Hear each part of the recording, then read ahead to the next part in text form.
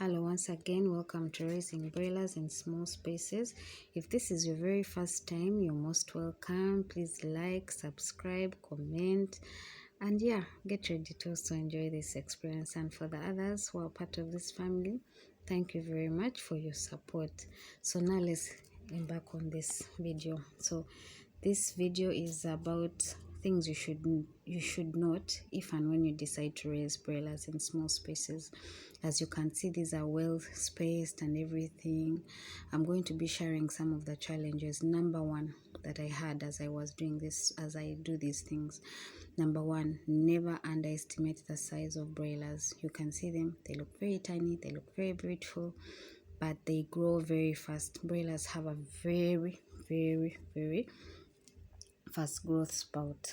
So my first plan, the thing that I say that you should do is make sure that you plan in advance how you're going to be their housing. If you're having it in layers, make sure that everything is prepared in advance. Don't take chances. Like sometimes I used to say, no, I still have time, I would go to find, like, after 3 days I've increased in space, they are not enjoying themselves the way they should, and I would find that now I have to start panicking, making sure the other levels are fine, and maybe the outside cage is also getting ready, it's also being fumigated fast. It's not a good plan. Before the chicks come, make sure don't that everything is set. Don't be tempted to think I will work as I go. No, you will not work as you go. You may be lucky, but you may not be lucky. So one of the experiences I had is this: the rooms are not yet ready, the places where I put them are not ready, so they were a bit crowded, and they were not fighting, but they are playful. So sometimes they step in the water, sometimes. So now you have to make sure the heating is there so that they don't grow cold. If they get wet, you see there is space some places, but they can decide and go one side. So all that you need to put into consideration. Make sure you plan in advance where they are going to be going in the different levels, and if they're going to an arcade, make sure everything is set. Don't do things at the last moment. Secondly, have a plan for waste. Do you have a garden? Do you know someone who has a garden? Because they will poop. Even if you have the coffee husk or the wood husk, whatever you choose, what is your plan? What are you going to do with them? Make sure you have a plan. Maybe if you have a space that is a garden and it's not being utilized, put it there, put there some plants. You'll be amazed. Some herbs. For me, I have like the meat which I give the chicken. I have the broccoli, the greens that I give them. Some of them come from there. So you can also venture into making sure you do that. As you can see, space is very important. You can think that you've sorted one problem, and before you know it, they have already outgrown that. They grow very fast. They will shock you. The second thing you also need to consider is become friends with your vet. A vet is very necessary.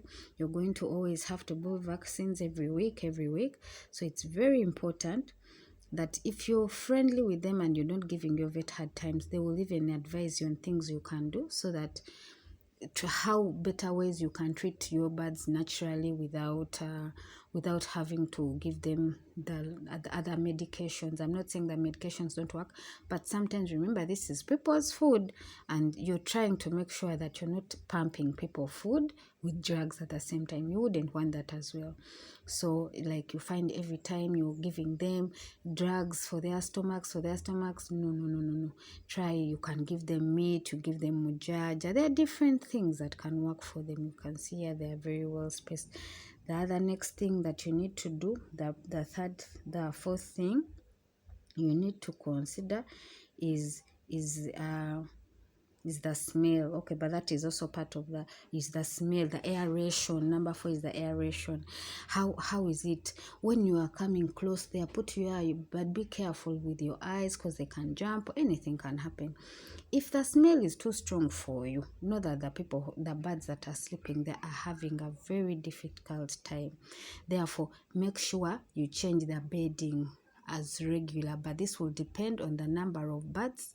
And if there are very many, the beddings will get very dirty very fast. the coffee husks. So but if there are few, you, and also is make sure you go through them, so that they don't have clumps. It's very important for that. Number 5 is going to be about feeding. About these broilers is measure the feeding, have a plan, have a schedule on how you're going to feed them. If you get a sack of maize and put it there, I assure you they can sit and eat and finish it. They are very capable.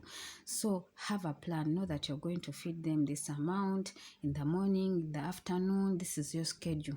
Don't underfeed them, because they will not grow. And if you overfeed them, it will make a dent in your pocket. Number 6, prepare your heart. Sometimes you will do everything that you have done and they will die. You will do everything, you will make sure the aeration, the feeding, and what, and they will die. And you'll find yourself, when you've lost some money, you also have a broken heart. But these are tests. Decide what to do, whether you will go off this mountain or not.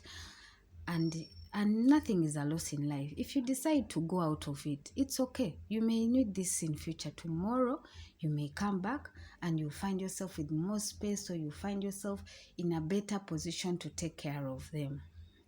But if not, if you are, pick up yourself and try again. But learn from your mistakes. Go back and see, what did I do wrong?